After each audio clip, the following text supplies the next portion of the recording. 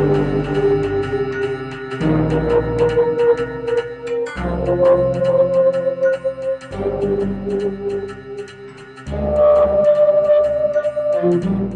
and listening to Stuck in Middle Podcast. I am your host, Reflex. Now, imagine you grew up in a third world country where even after getting the highest level of education, there is little to no opportunities for people. And as a student in your, early teen years, you get an opportunity to travel to the United States on a full scholarship, and you take it and you make the move. Now, while pursuing your dreams in education, you fall in love, and you get a relationship that becomes violent and toxic, and you are the victim of domestic violence. And while pursuing justice, you end up in jail. You, the victim, end up in jail. That's the story of our guest today. In this episode, I'm joined by Alobwede. She's the author of Scars to Stars, a memoir. She shares a story of coming to the United States as an immigrant student, going to nursing school, becoming a registered nurse, getting involved in a toxic relationship that ultimately ends her in prison.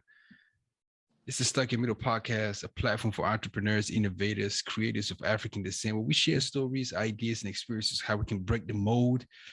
If you're returning, we appreciate y'all for joining us on a weekly basis. Shout out to y'all. If you're watching on YouTube, hit the subscribe button, hit the bell notification so you get updates every time we drop something new. If you are listening on Spotify, do a screenshot, share it on your social media platforms, hit the subscribe button, leave a review so the algorithms can help us. We're going to get right into it. Like I said, our guest today is Alobwede. How are you doing? How are you feeling? Thank you for joining us. Hi, I'm good. Thank you for having me here.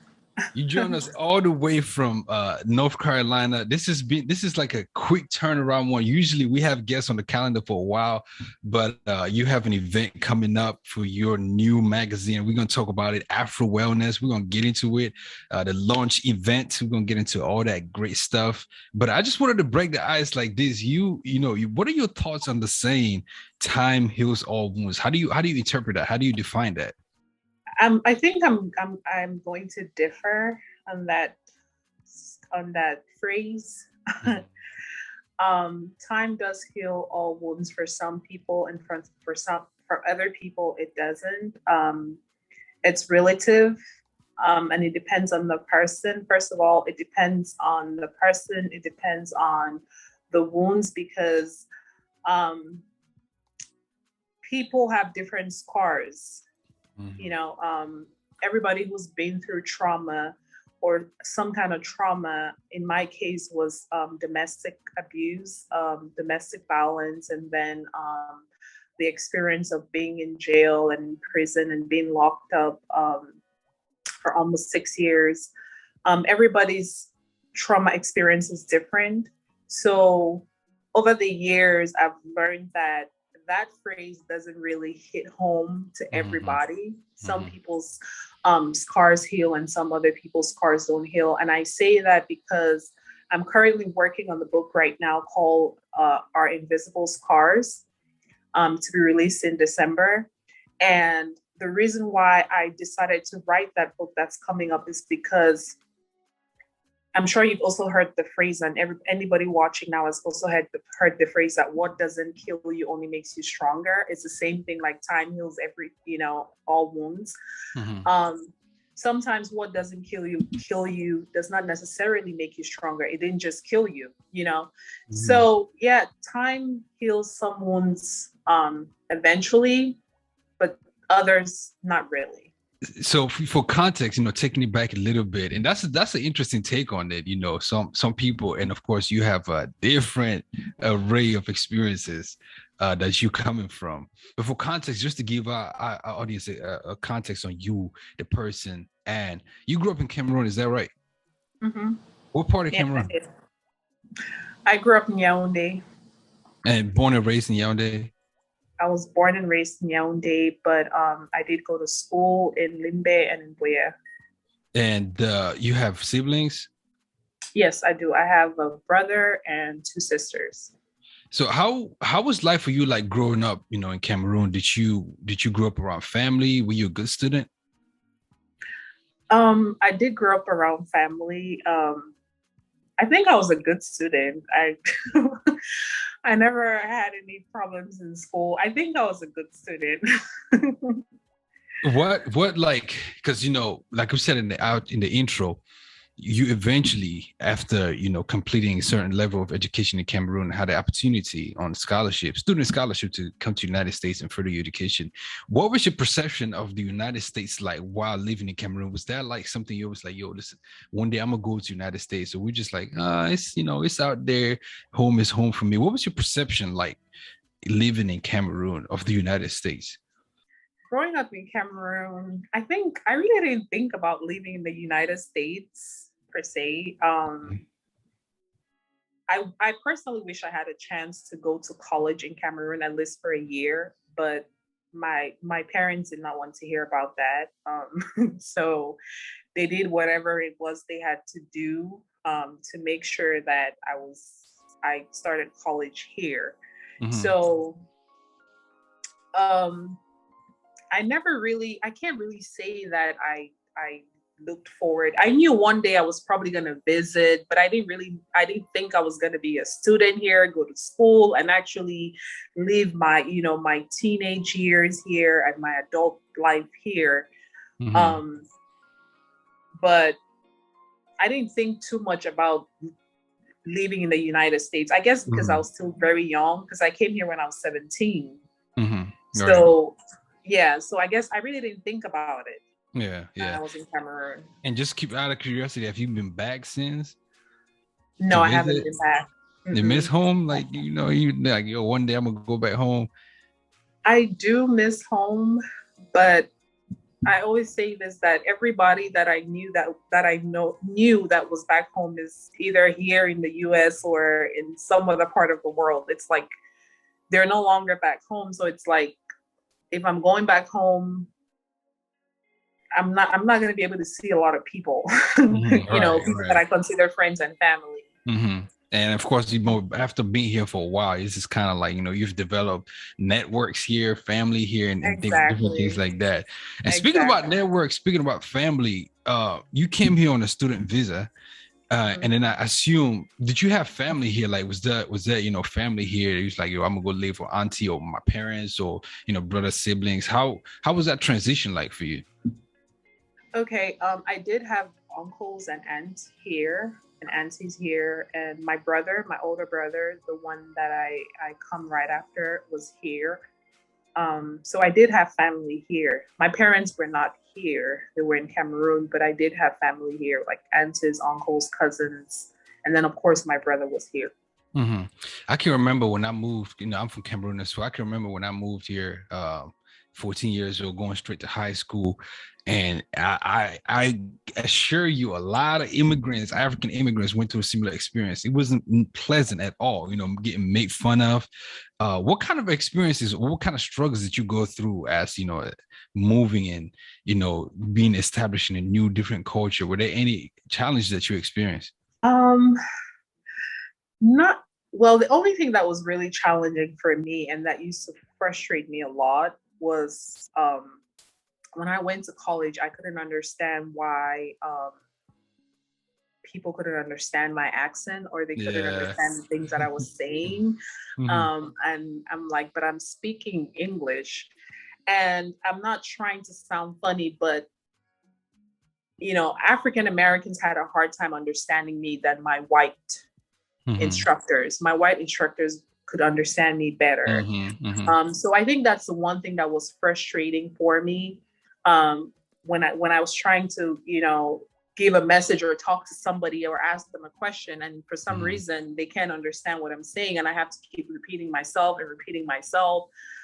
And then sometimes you just get frustrated and find the next person to ask the question and hope that they're actually going to understand you. Mm-hmm. So I think that was the most frustrating part about, when I first moved here. Yeah. And you moved at the age of 17. At the age of 19, you met a man who was, I want to say almost 11 years your senior, and formed a relationship with him. How did that relationship come about? Because that man would eventually, become your husband and, your abuser. Yeah, I met him at 19 on the college campus. I used to work at Bojangles on campus. That was my first job ever. And Hey, so, them so first that's jobs, them paychecks be hitting. and then that's where I met him. And then Was he a customer or, he was a coworker? customer. He came to buy, he came to get some food that evening actually. And so that's how I met him. And then we became friends. And then eventually we started dating, and we dated on and off because the relationship was like a roller coaster. He was abusive. He was abusive on all different levels. Abuse is not just the physical, but he was physically abusive, emotionally, mentally, and so it's like they say when abusive relationships, especially those that are physical,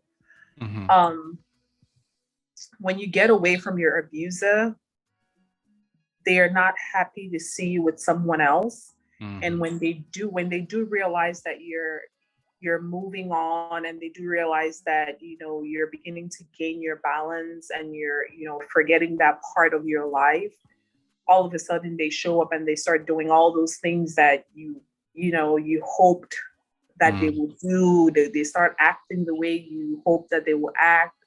And so we were kind of on and off, and that was our situation. But then I ended up marrying him because at some point he actually showed me in, a totally different person. And I was like, okay, maybe my prayers have worked, maybe he's changed, and, all that. But after we got married, it all went downhill like I'd never seen it before.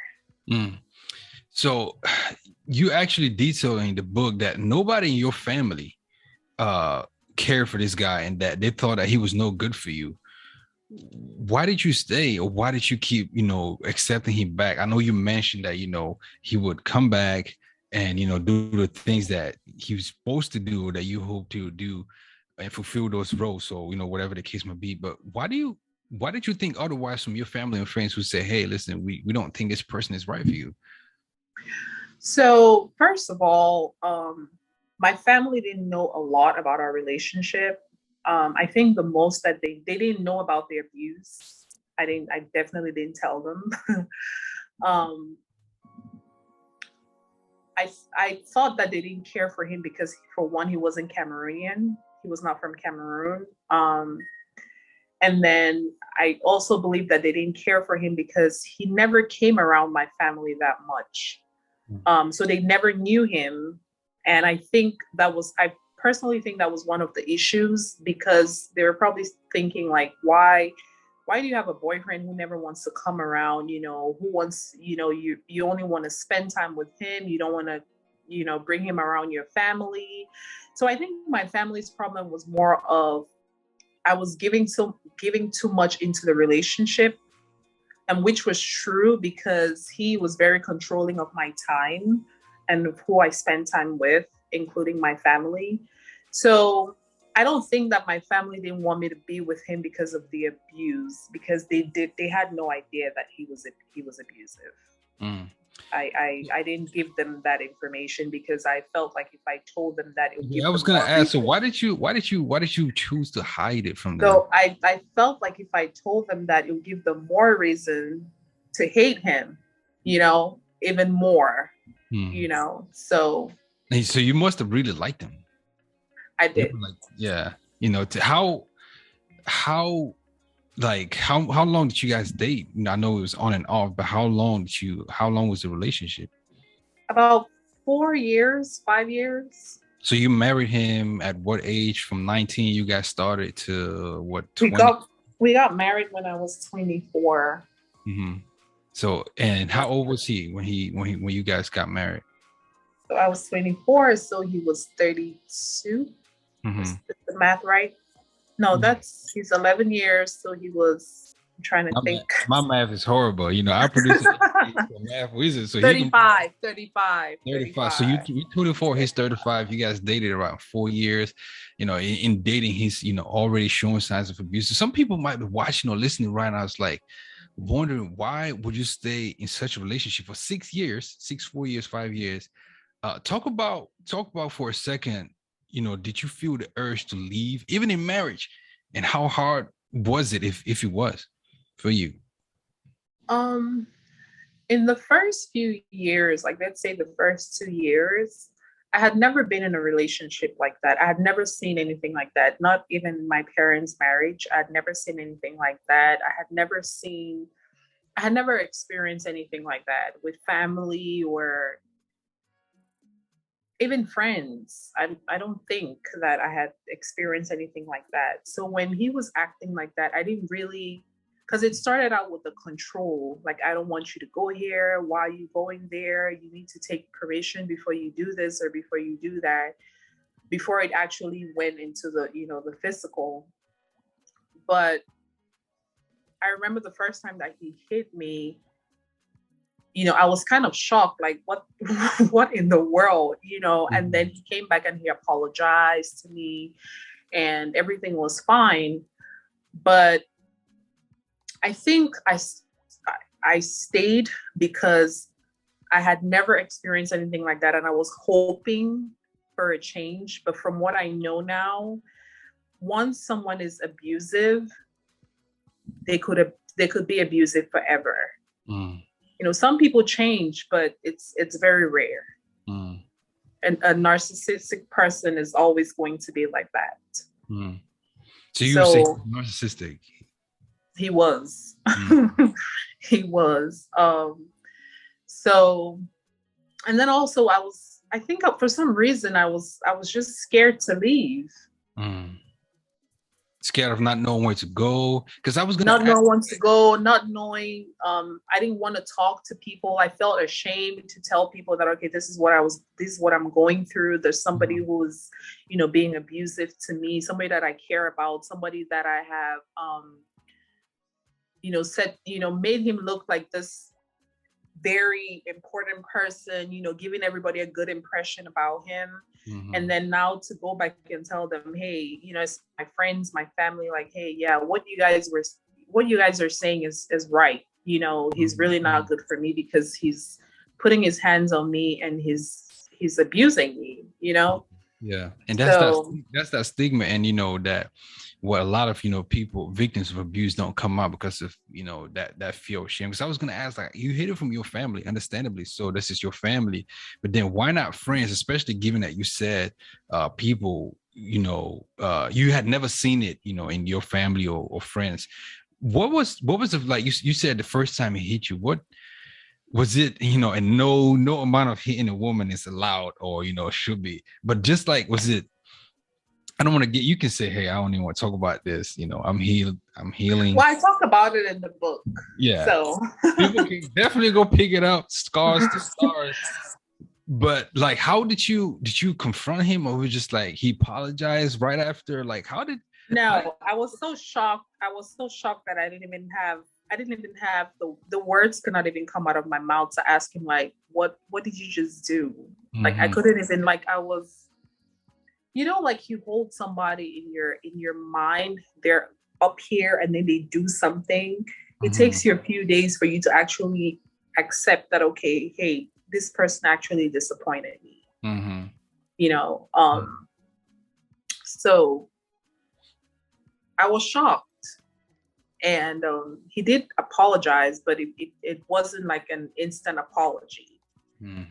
So when I think about it now, I'm like, okay, he probably wasn't even sorry about it, because if you hit somebody, regardless of if you're dating them or whatever, even when siblings fight, if you're sorry, you'd be like, oh my God, I'm sorry I hit you. It was a mistake. I was upset.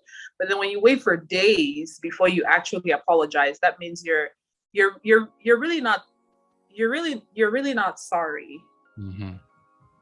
Because he knows better that it was wrong for him to hit a woman or to hit his girlfriend, I would think.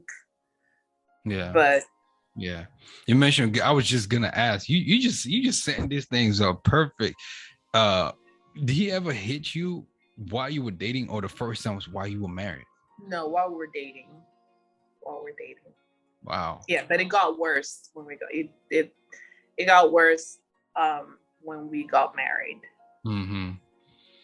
Man, authorities, somebody not related to you, don't know nothing, that you ever think like, yo, I'm about to hit like police up, I say this in my book that because I remember one time he hit me and I did tell him that I was going to call the cops. Mm-hmm.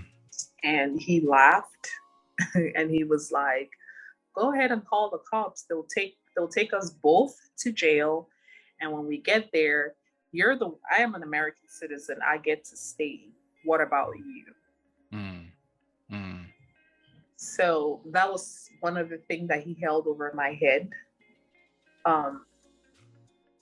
when we got married. Man, when we come back, we're going to talk more with Anne and her book, Scars to Stars. This is Stuck in Middle Podcast. We'll be right back. This episode of Stuck in Middle Podcast is sponsored by our online store. Definitely go online, SitM Podcast.com/store to shop Stuck in Middle Podcast merch, hoodies. It's getting cold out here, man. Go shop a hoodie, crew necks, all that great stuff. Buy one for yourself, your boyfriend. Don't be stealing hoodies out here. Definitely drive this machine. We have an incredible team. If you want to sponsor an episode, send us an email to email us on the website. If you want to sponsor an episode of Stuck in Middle Podcast, appreciate y'all. Definitely subscribe. Let's get back to the episode. Welcome back. We're talking to Anne, the writer of Scars to Stars, a memoir by her book that details her life moving from Cameroon to United States as a student on a visa and getting in a toxic relationship, abusive one that lands her in jail for 6 years. So, man, we just went through a lot, and there's still a lot of ground to cover. But I was just curious, like, what were some red flags? Like, were there any red flag signs, things that you saw as cause for question, initially in dating? And, I read that he married while you guys were married. Like, he married somebody and would travel outside of the country while you were married. Like, did any of those, like, was like, yo, I'm out, I'm leaving? Were any of those, like, did it was it the straw that broke the camel's back for you?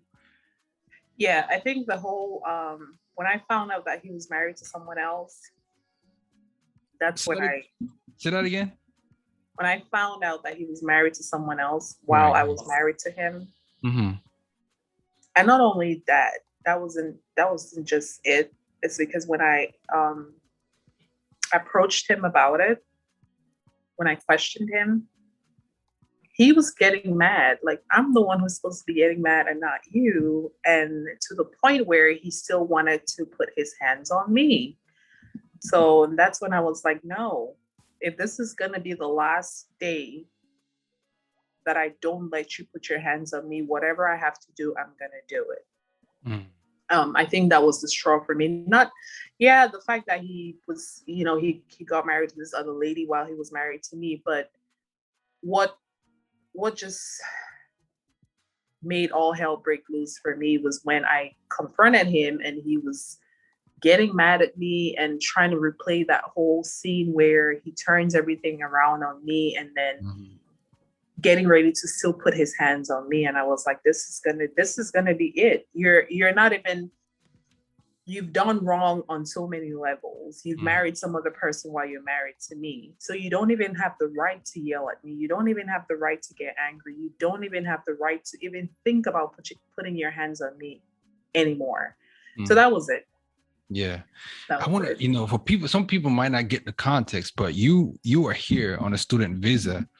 And for people who don't know, once your school is over, you got to go home.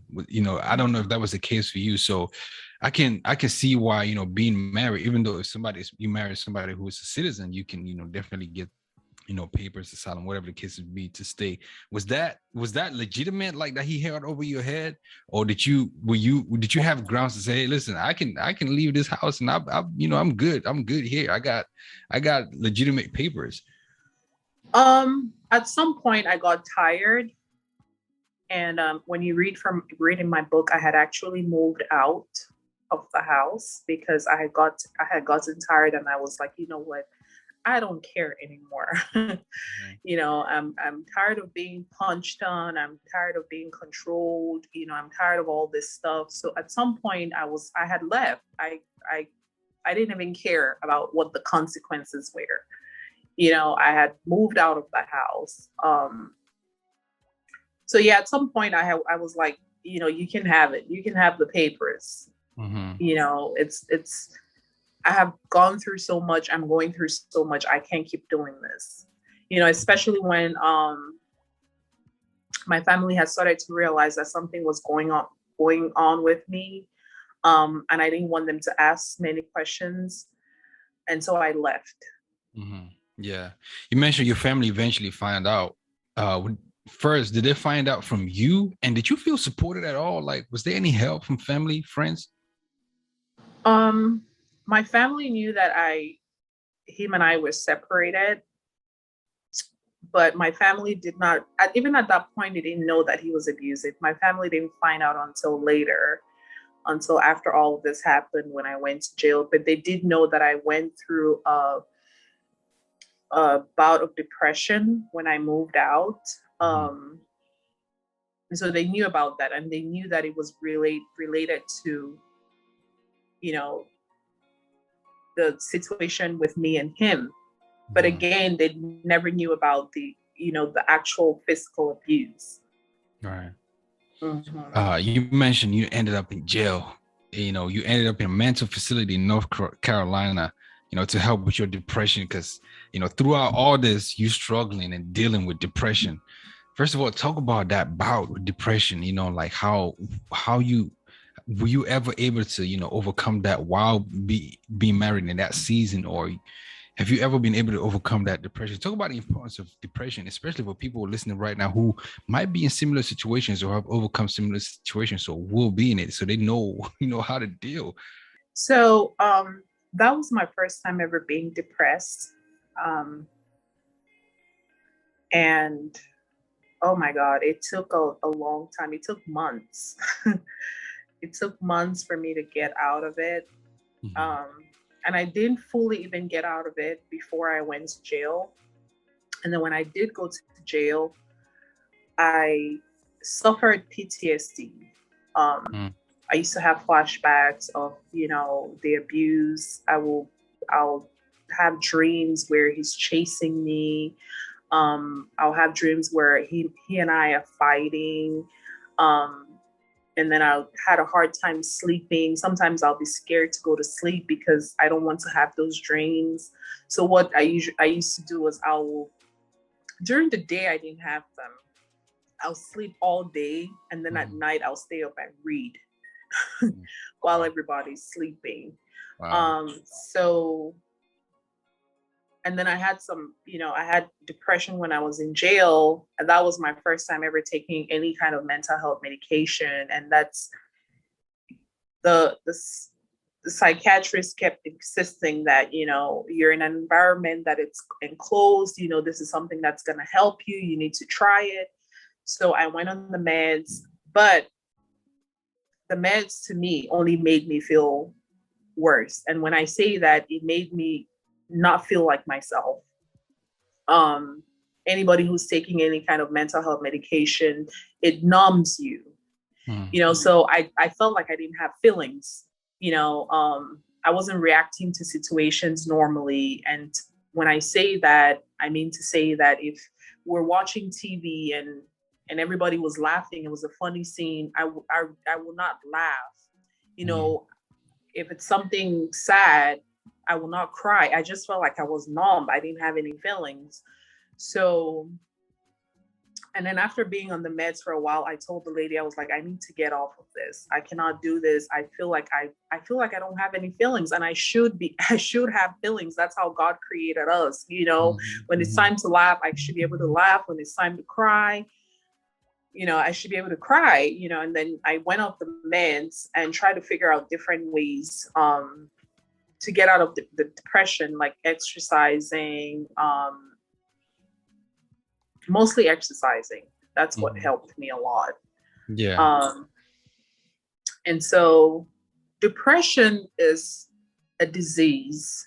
I cannot say if you can get over a depression. Like, it's things that make people depressed, right? So when you're depressed in that moment, it's because something has made you depressed. Mm-hmm. And so you're depressed, and then you go through the depression. Some people are depressed for 3 days, a week. Some people, it could take months. It could take even 6 months. It could even take a year. You know, again, it's relative on how, you know, it hits you. Mm-hmm. And some people will get over from a bout of depression, and then 6 months later, something else happens, or they start relieving their trauma and they get depressed again. So I can't really say depression is something that can come and go and come again and go, because I personally have found myself in a depressive state 3 times. Recently, or during this time? During that time, and even sometime this year, mm-hmm. I had some stuff happen to me that life happens, and I found myself in a depressive state, and it took about a good 2 to 3 months for me to even start getting out of it. Mm-hmm. Yeah, man, especially, COVID and everything, us spending a lot of time with ourselves, a lot of, mental health, definitely advocate for that. We are big advocates for, taking care of our wellness. And we're going to talk about your magazine, Afro Wellness, in a second, but any and everything you can do to help your mental health, your physical health, man, please do reach out for help. Don't, feel stigmatized or anything. And, we have somebody who's been through it and has an incredible platform right now in Ann to talk about it. But how did you end up in the mental facility in North Carolina? Like, how did you end up there? I don't remember saying that in the book. I was in a facility, in a women's facility. Mm-hmm. I never went to mental. You do get to see psychiatrists when you're in jail. Mm-hmm. When you're admitted, they ask you a lot of questions, which are, because I guess it's a safety thing. They want to make sure that you're not suicidal, right, because it's a very tough thing for some people to deal with. Mm-hmm. So you do get, and if you're not feeling well, in your mind and you need to talk to psychiatrists, they do have them on site. Mm-hmm. So I don't remember saying in the book that I went to a mental facility, but I was in a women's facility. Yeah. Institution. So, if I'm the victim of an abuse, legally speaking, my abuser has to suffer consequences for his or her action. I ain't got to go to jail. That's the big question. Is like, how did you, the victim, and was it something different related, or did you fire back? Did you finally snap and kill a man down? What happened? So first of all, no, I didn't kill nobody, but thank God. First of all, I never reported my abuse. I did call the police one time, but they nothing was documented because they felt like there was not a threat at the time. But because I did not report my abuse to the authorities, it never gave the courts grounds to look at whatever happened as a self-defense plea, basically. Mm-hmm. And regardless, even if I did, North Carolina doesn't have a self-defense law, so it really doesn't matter. But yes, I did snap. And remember when I told you earlier that I had reached a breaking point when I found out that he was married to someone else, and then confronting him, he started making it out to be my problem. Like, this is something that I had created. And that's those are signs of an abusive partner. You know, they always turn things around to make you look like the bad person. And so he wanted to hit me again. And I told myself in my head, I'm like, if this is the last time that you ever hit me, this is going to be the last time, and I'm never going to let you hit me again, you know? And so I snapped on him, and that's how he became the victim. And I ended up in jail. Yeah. So there was a due process in court. They call it due process, but it's really not due process in the criminal justice system. Not everything is due process. That's something that I learned after 5 years. It's not everything is due process. It's supposed to be in the court of, in the criminal justice system, but it doesn't always happen like that. So what happened to him? I don't know where he is right now. I don't know where he is right now, but he's fine. He's alive and well. Man. As if it can't get any worse. I don't know if, I'm getting my facts wrong. After you get out of jail, how long did you spend in jail? I was in jail for 4 years and 10 months. Dang. 4 years and 10 months. Almost 5 yeres. For snapping at somebody once who has been abusive to you for, years. That must have been difficult. And then when you get out, you ended up in immigration prison? Mm-hmm. Yeah. How? Immigration detention. How? Because when I went to jail, remember, if you're not an American citizen and you get in trouble, you automatically have a hold placed on you. Mm-hmm. So, and so you have to go through immigration proceedings and basically fight for your stay in the U.S.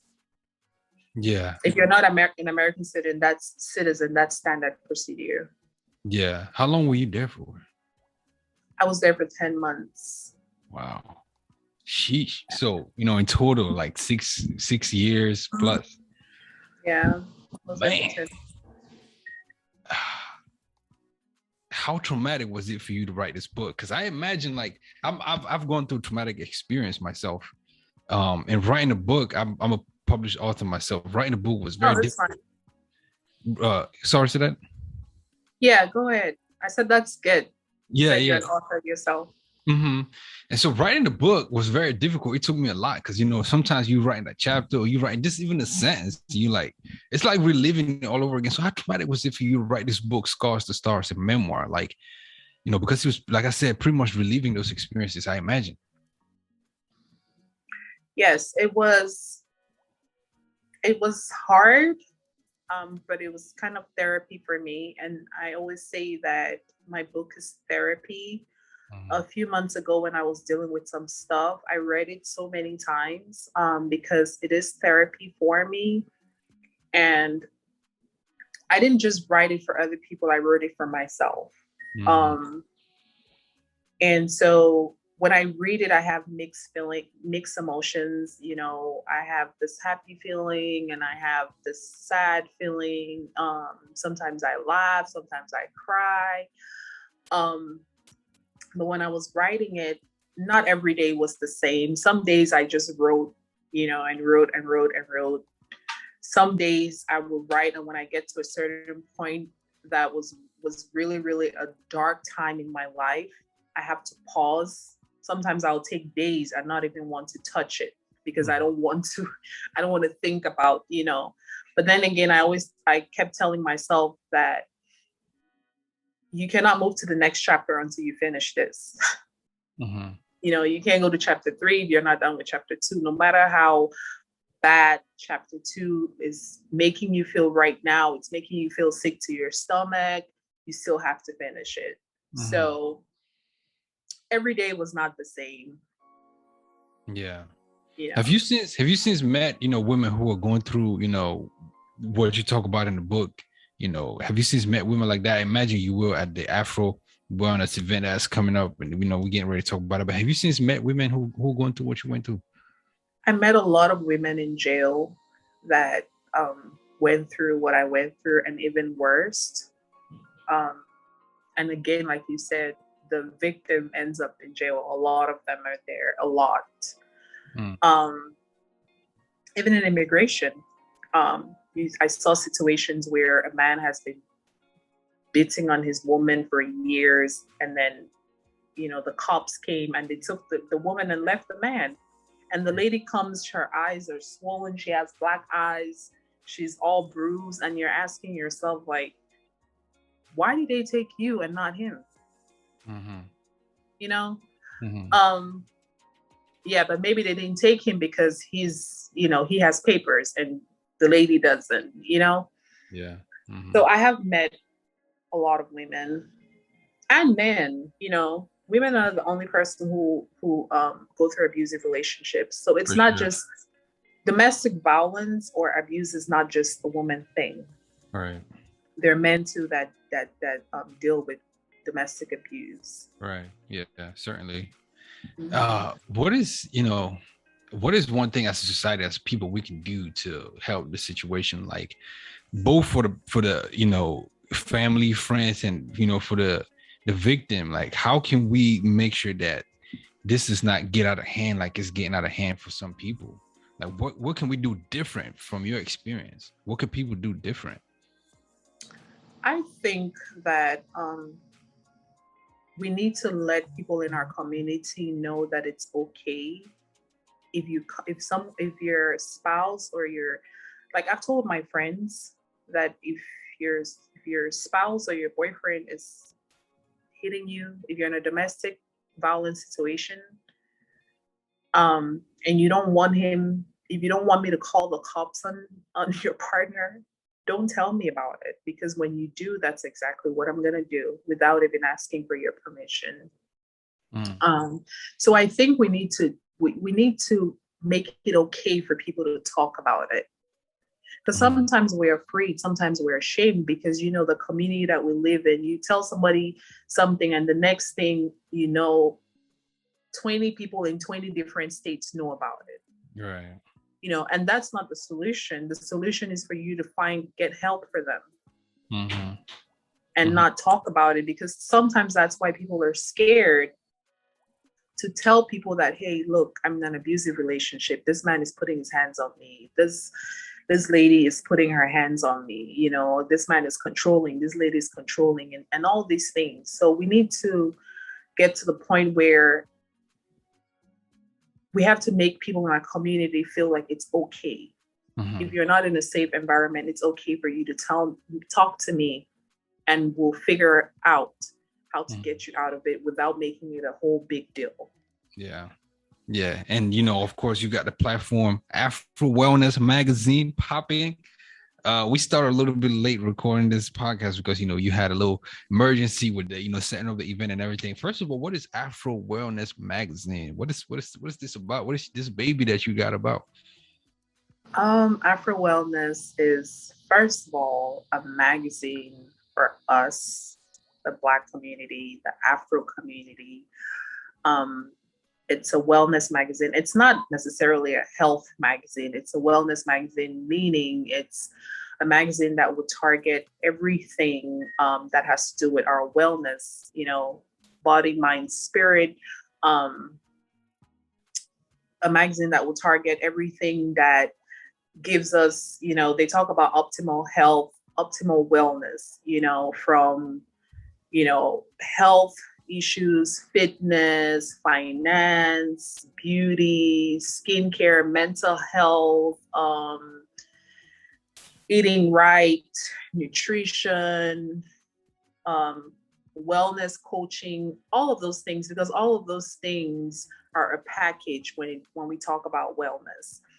And I say it's a magazine for our people of our community because I'm very intentional about it. I was very intentional about making it our thing, because there's a lot of things that we neglect in our community, especially the mental health, the mental health situation. Mental health is broad. Mental health is not just depression or suicide or PTSD. It's broad. you know. And so I wanted to create a platform where we could express ourselves. You know, I'm not perfect. I've dealt with so many battles, and I'm dealing with so many battles, and people think that just because I wrote a book, I'm supposed to be this superwoman. No, I'm not. I'm really far from it. And so I wanted to create a platform where we can come and express ourselves and encourage each other and find ways that we could help our community to be well, not just physiologically, but also like mentally and well in the inside. Because a lot of people look well, but they're not well. You know, so that's what Afro Wellness Magazine is all about. And the launch, the inaugural event day, when is that happening, by the way? In Charlotte, North Carolina, next weekend, which is October 8th through the 10th. We're going to have the entire weekend of events planned out. So yeah, what sort of events? You're stuck in the middle, man. You got to spill the beans. So on Friday night, we're having a pre-launch party at Safari Lounge. We're going to be partying. Again, wellness is all about balance. And then on Saturday morning from 9 to 10, we have a pop-up shop where we're going to have vendors, music, and brunch. And then from 11:30, we're going to have a self-care segment that will be coached by a holistic coach. She's a wellness and holistic coach. So she's going to give a segment on self-care. And then after that, to celebrate Domestic Violence Awareness Month, which is October, we're going to have a domestic violence panel for an hour. And then after that, we're going to have a yoga session. You know, when people have these discussions about domestic violence, it creates a lot of tension. So we're going to have that yoga session where everybody can calm down and get their minds ready for the gala that night. So we're going to have a gala, red carpet event. And then Sunday, we're going to have a cookout to close out the launch weekend. Yeah, man. I gotta be in North Carolina next week. Boy, if you are in the DMV area and you listen to Stuck Meter, if you are watching, listening in Africa, Europe, the UK right now, it's kind of too late to get tickets. But definitely support, because AfroWellness.com. And we have a virtual party option. You can just go to the website and you have all that information. Definitely. And when we say, Wellness Magazine, you actually have e-magazines and print copies. So talk about the website, how people can get their hands on this magazine, what they can see when they flip the pages and things like that. Okay, so of course the magazine it's not going to be available even for the ebook until after the launch, because we want to keep everybody in suspense, right? So if you go to the website www.afrowellness.com, click on the upcoming events tab, and you will see the tickets for the virtual party and for the actual physical party. You can go ahead and purchase your tickets from there. And then to subscribe, to get a subscription for the magazine, click on the subscription tab. Some people have been subscribing to the newsletter, but that doesn't give you access to the magazine. You have to click on the subscription tab. And when you click on that, it will show you the option for the ebook and the print copy. Definitely. And, definitely wish you a lot of success next week. I know, it's not easy putting on an event. I hope you have a lot of support and you getting enough rest. And speaking of rest and speaking of mental, how are you? Like, are you good? Are you healed? Are you whole, from, the marriage and the abuse and the situation? Like, how are you today? How are you right now? Today, right now, I'm going to say that I survived that situation. I survived that situation. When you go through something like that, you've basically gone through trauma. And sometimes some days are or some months are better than others. You know, you always have that one thing, especially when you have that one thing that reminds you of that one thing that will pop up at any time and remind you of what you've been through. I've had those instances since then. And those days, it's not easy. Sometimes I snap out of it, and sometimes it takes a little minute for me to snap out of it. But yeah, not every day is the same. I meant to ask you, did you serve a full term, or was there, throughout, like, 3.5 years or the 4.5 years? North Carolina doesn't have that stuff. You do every day. Dang. So it wasn't like, they revisited the case and was like, nah, that we it was some evidence and we wrongfully convicted. You was sentenced to. No, North Carolina does not have, when you get sentenced in North Carolina, they don't, I think other states have, like, you do 50% and or no, North Carolina doesn't have that. So North Carolina only has a minimum sentence and a maximum. So you have to do the minimum, which I did. I just did the minimum. How long were you sentenced to? 4 years and 10 months. That's 58 months, right? Yeah, they did it in months. When people say months, even with babies, my baby's 18. Just tell me the baby's 1 year. That makes more sense in my head. But when they sentence you, they don't do it in years. They do it in months. So you have to kind of like figure it out. It's very scary when you see the months. Like, oh, it's only 38 months. Dang, I'm about to be in jail for 4 years. But the months thing sounds better when you're almost done with your time. You're like, okay, I got 18 months, which means you have like a year and a half left, or, it sounds, but in the beginning, it's like, what are all these numbers? Who's going to do this?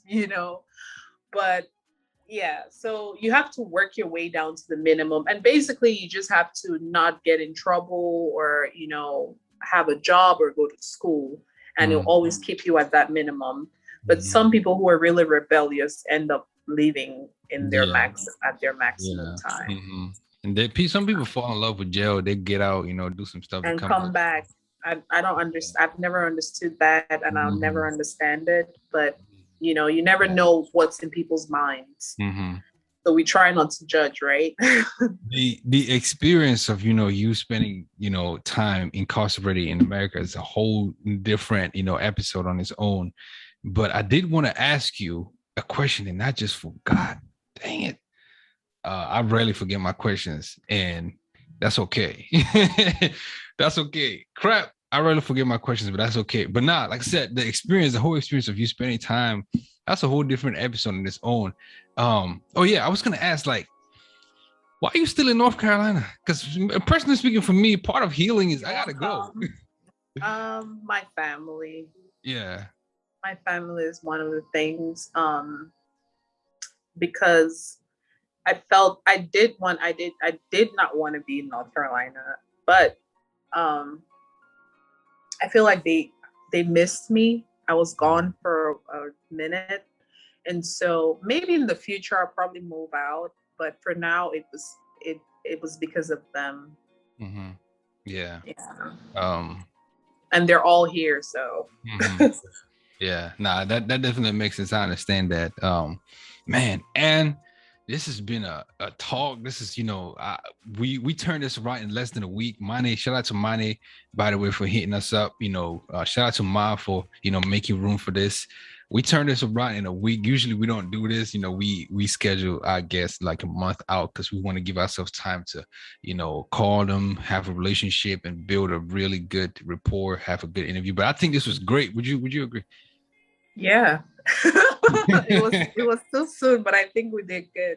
Yeah, I think so too. Listen, if you enjoy what you heard, sometimes it's good to do impromptu stuff. It flows easily, like you're having a conversation. Exactly. And like I said, man, we're gonna run this back. I wish you a lot of success. Next weekend in the event. AfroWellnessMagazine.com is popping. Definitely go grab a copy. How can people get in contact with you? How can people purchase your book, Scars to Stars and Memoir? How can people just reach out to you if they're struggling, if they, want to help you get retribution, vengeance, and don't get no vengeance. Do not get vengeance. Do not get retribution. Do not do it. Do not do it. But how can people reach out to you? If you want to purchase my book, you can go to Amazon. It is on Amazon. If you want an autographed copy, you can reach out to me on Instagram and Alobwede, and we'll figure out how to get you an autographed copy. And you can reach out to me on my Instagram page and Alobwede. I check that really often. Yeah. And the website also is live. Support the event next weekend. If you want to watch it live, hit up afrowellnessmagazine.com. Yeah, definitely. Yeah. Listen, I am your host, Reflex. AK is the producer of this episode. Ma and Mane are the arrangers. We have Tutu, we have Charles, we have Chuchu, we have Ines, the team behind this machine. If you want to support us, hit the SitM Podcast 237.com, shop merch. If you want to write for us /blog, you can write for us /store, you shop merch at gmail.com. If you want to send us an email, refer guests, or just, chat with us. This has been awesome. Hit the subscribe button. I am your host, Reflex. We'll see you on the next one. Peace.